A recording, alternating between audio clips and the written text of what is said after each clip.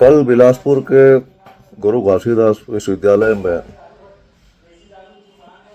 मेरे साथ जो अपमानजनक घटना हुई, क्योंकि ये मेरा व्यक्तिगत अपमान नहीं है, ये पूरी लेखक बिरादरी का अपमान है। गुरु घासीदास बाबा के नाम से खड़ा बना विश्वविद्यालय बिलासपुर आज कटघरे में खड़ा हो गया है, वहां के प्रोफेसर आलोक कुमार चक्रवाल की वजह से।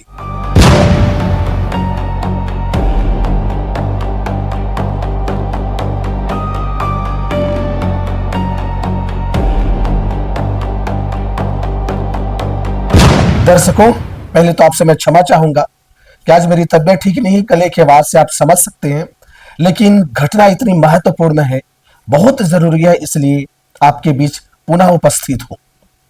मुझे पता है आपका प्रेम आशीर्वाद हमेशा मिलते रहा है और मिलता रहेगा। मूल आज की जो घटना है ना, वो पूरे प्रदेश को झकझोर दिया है। कथाकार, साहित्यकार एक विचार पुंज होते हैं, विचारों का ऊर्जा पुंज होते हैं, और विश्वविद्यालय जैसे शैक्षणिक संस्थान जहां विचारों का, विमर्श का, रचनात्मकता का स्वतंत्र केंद्र होते हैं, आज वो स्थान कटघरे पर खड़े हो गए हैं। और इसका मूल कारण जो है, वहां का कुलपति है, प्रोफेसर आलोक कुमार है। क्या शुभ नाम है आपका? मनोज रूपण। अच्छा, बहुत बड़े आप कहानीकार और विद्वान लग रहे हैं। चलिए एनीवेज, ठीक है, मुद्दे पे मैं आता हूँ।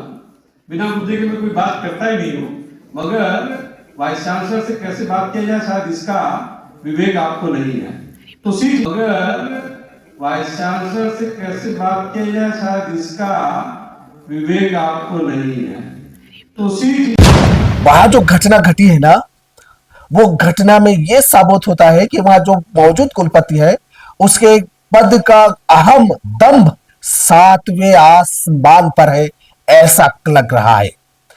पूरा घटना क्या है आपके सामने है। कैसे महाराष्ट्र के एक महान प्रसिद्ध कथाकार मनोज रूपड़ा का घोर सार्वजनिक अपमान करा गया है, और असल घटना क्या है सब आपके सामने प्रस्तुत है। तो पूरा वीडियो देखिए। मेरा प्रणाम स्वीकार करें। नमस्कार। आपको बुलाया किसने था? दोबारा इनको क्या बुलाइएगा मत इनको, है ना? एक बार आपको पब्लिकली कह रहा हूँ, इनको तमीज नहीं है किससे कैसे बात की जानी चाहिए, है? ये मैं बता रहा हूँ आपको। और इनको अभी कहिए कि निकल जाए यहाँ से। आपका यहाँ पे स्वागत नहीं, आप जा सकते हैं, निकलिए यहाँ से। हाँ, निकलिए आप यहाँ से, जा। दर्शकों, बिलासपुर में 7 तारीख को एक गोष्ठी, एक परिसंवाद रखा गया था, राष्ट्रीय स्तर का परिसंवाद, जिसमें तमाम बड़े बड़े दिग्गज कथाकार, साहित्यकार वहां प्रस्तुत हुए थे। बकायदा विश्वविद्यालय की ओर से और नई दिल्ली की जो हिंदी विभाग है उनकी ओर से संयुक्त इस परिसंवाद कार्यक्रम में इन्होंने निमंत्रण भेजा था, तब सब लोग आए थे। घटना में वहां बोलते समय जो बातें हुई ना, वो हम आपके सामने रख रहे हैं। असल मुद्दा क्या था? एक महाराष्ट्र नागपुर का भी कथाकार आया था, नाम श्री मनोज रूपड़ा जी है। वो आज सब बैठे हुए थे। सामने कुलपति साहब, आदरणीय, परम आदरणीय, जो बोलने में महारत है और सलीका इतना अच्छा है, आप आगे देखिएगा, और वो खुद ज्ञान देते हैं। वो कह रहे हैं, वो उनकी संवाद चल रही थी, वो बात कर रहे थे। बात करते करते श्रीमान आदरणीय प्रोफेसर कुलपति साहब आलोक कुमार जी ने विषय को न कह करके वो अपनी कहानी, जीवन की कहानी सुना रहे थे। और सुनाते सुनाते उन्होंने, जो महाराष्ट्र नागपुर से आए थे मनोज रूपड़ा जी, उनसे कहा, भाई साहब आप बोर तो नहीं हो रहे हो? अब मनोज जी ने इसके प्रत्युत्तर में कहा, सर विषय पर बात होती तो ज्यादा अच्छा है। फिर उसके बाद क्या था? कुलपति साहब सार्वजनिक तौर पे ऐसा सवाल सुनने के बाद उन्होंने अपनी कुलपति पावर क्या होता है वो बताया। उन्होंने उस जगह से ही, उस कार्यक्रम से ही तुरंत उनको वापस भेज दिया, कहा आपका यहां स्वागत नहीं है, आप चले जाइए। कैसे बात करना है, बात करने की विवेक नहीं है आपको, ऐसी बातें कही। पूरा वीडियो देखिए कि उस समय हुआ क्या है, फिर हम इसमें बताएंगे कि हो क्या रहा है। भाई साहब आप बोर तो नहीं हो रहे ना? जी जी जी जी जी जी जी जी बहुत जी बहुत जी बहुत अच्छा। क्या शुभ नाम है आपका?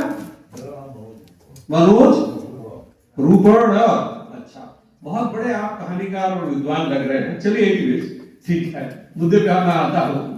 बिना मुद्दे के मैं कोई बात करता ही नहीं हूँ, मगर वाइस चांसलर से कैसे बात किया जाए शायद इसका विवेक आपको नहीं है, तो सीख लीजिएगा। कभी आपको बुलाया किस देता है? दोबारा इनको क्या बुलाइएगा मत इनको, है ना? एक मैं आपको पब्लिकली कह रहा हूँ, इनको तमीज नहीं है किससे कैसे बात की जानी चाहिए, है? नहीं मैं बता रहा हूँ आप, और इनको अभी कहिए कि निकल जाए यहाँ से। आपका यहाँ पे स्वागत नहीं, आप जा सकते हैं, निकलिए यहाँ से। हाँ निकलिए, आप यहाँ से जा सकते हैं। मुझे पूरा अधिकार है, आप जो भी हैं कहीं से भी आ रहे हैं, निकलिए आप यहाँ से। चलिए बाहर निकलिए, चलिए निकलिए बाहर यहाँ से।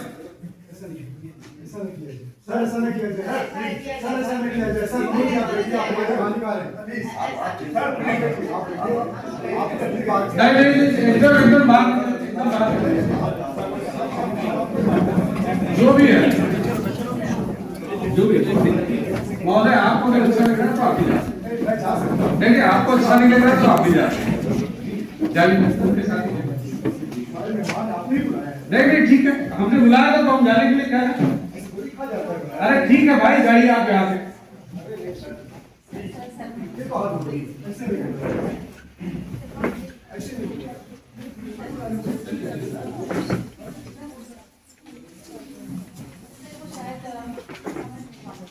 कहाँ जाए? अरे नहीं जानते तो कम से कम बात करने का तरीका तो होता है।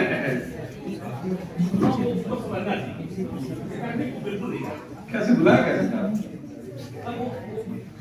आप बुलाने में आपको देंगे, हम इसी को थोड़ी बता सकते। चलिए बैठ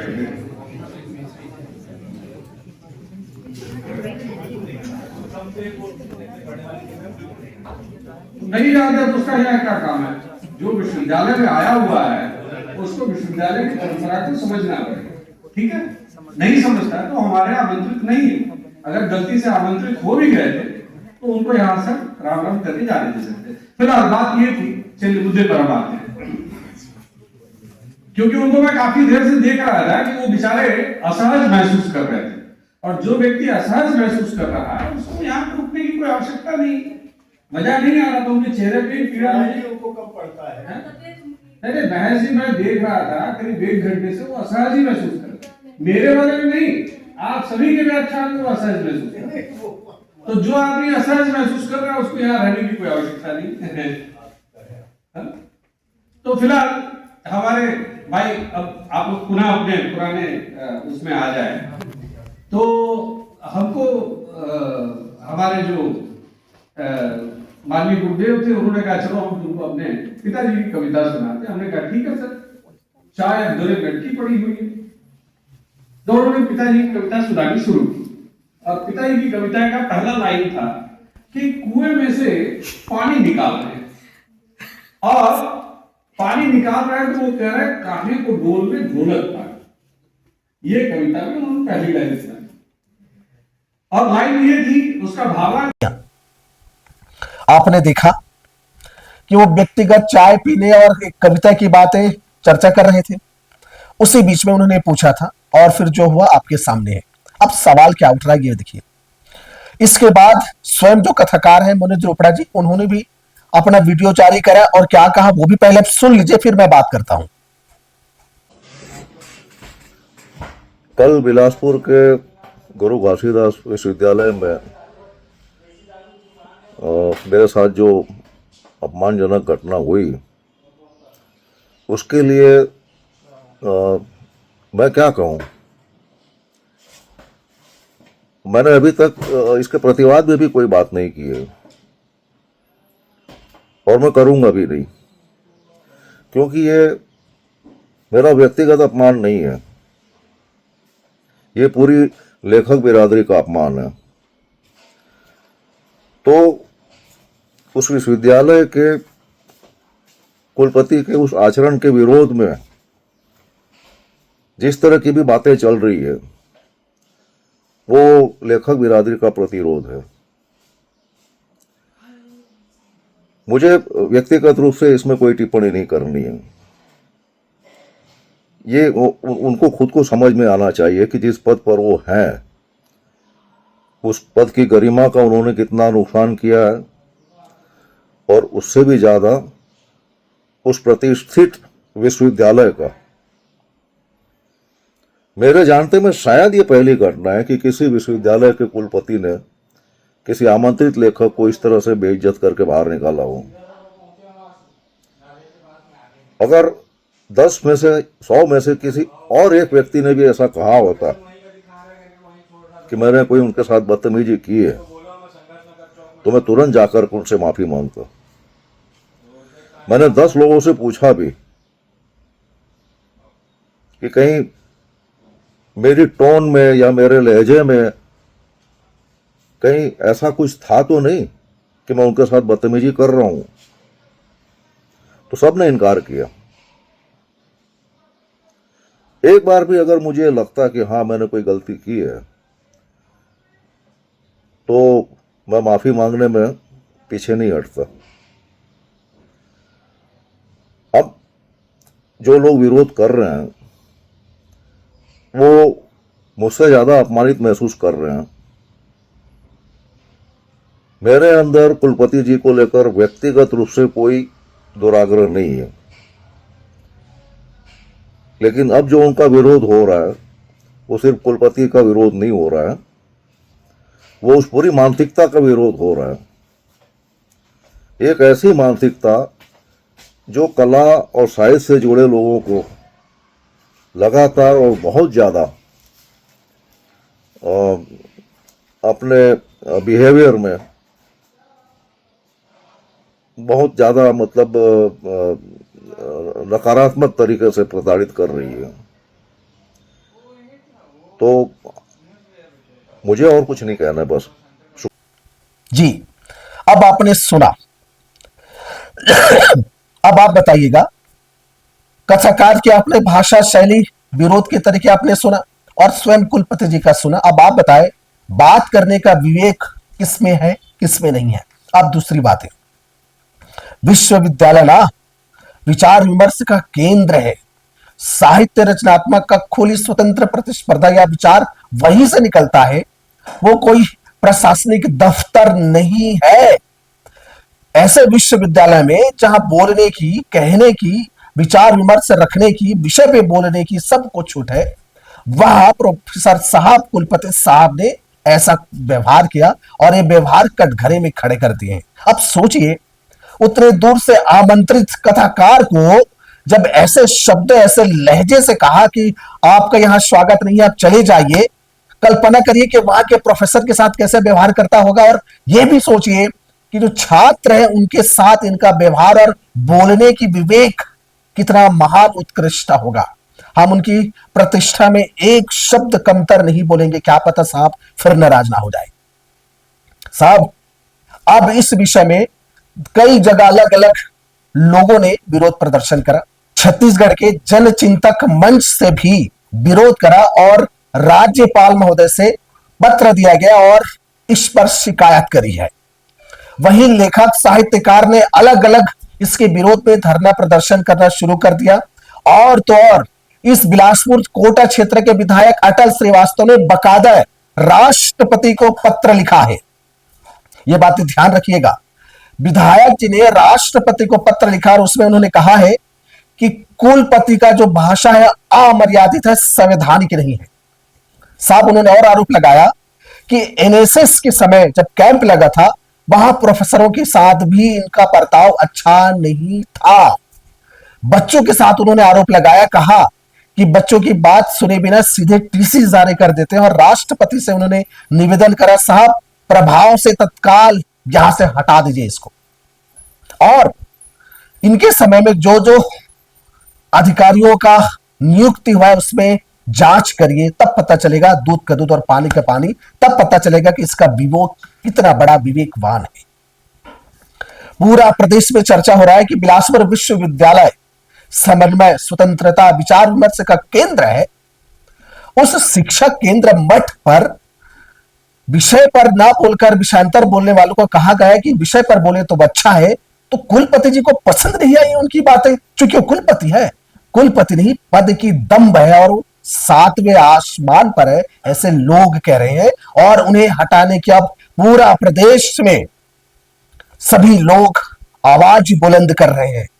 प्रोफेसर साहब, कुलपति साहब, तरीके क्या है ये आप बताइएगा, क्या है और आपने जो करा वो क्या है। अब देखना होगा कि जन आंदोलन बनने वाला, लोगों की सोच बनने वाला, प्रोफेसर की कार्यशैली पर सवाल उठा हुआ है। उस कुलपति को हटाया जाता है कि क्या करता है। लेकिन याद रखिए, शिक्षण संस्थान कोई प्रशासनिक दफ्तर नहीं है जहां दबाया जाएगा, जहां भगाया जाएगा। आपने निमंत्रण दिया, वो अपने मन से तो नहीं आए थे, फिर भी सम्मान नहीं। अतिथि देवो भव, ये शिक्षण संस्थानों से ही समझाया जाता है, हमारे देश की परंपरा रही है। आप भूल गए क्या इसको? दर्शकों, आप मेरे आदरणीय हैं, बहुत विवेकवान है, समझदार है। सोचिए जरा, महान कथाकार के साथ ऐसा हो रहा है तो आम बच्चों के साथ, पढ़ने वाले बच्चों के साथ कैसे ढंग से बात करता होगा? क्या सवाल नहीं उठता? आप जरूर इस विषय में अपना विचार दीजिएगा, क्योंकि आपका विचार मैं बकायदा पढ़ता हूं, बहुत सीखता हूं, सुधार करता हूं। इसीलिए हाथ जोड़ के निवेदन है, करिएगा। अच्छा लगे तो सपोर्ट करिए, आपका आशीर्वाद मुझे चाहिए। मेरा सादर प्रणाम स्वीकार करें। राम राम, जय छत्तीसगढ़।